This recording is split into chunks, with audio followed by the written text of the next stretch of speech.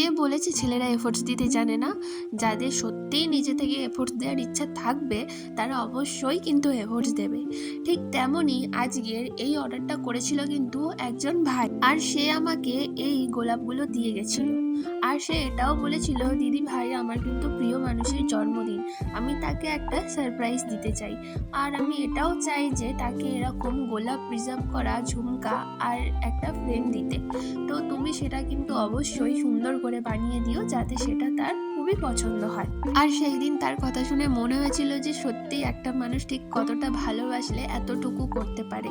সত্যি একটা মানুষের কাছে এত কিছু চাই না, এইরকম ছোট ছোট এফোর্টসগুলোই মানুষকে খুশি করে, যে হ্যাঁ এরকম ছোট ছোট কিছু এফোর্টস দিয়ে সে আমার জন্য কিছু না কিছু করতে চাইছে।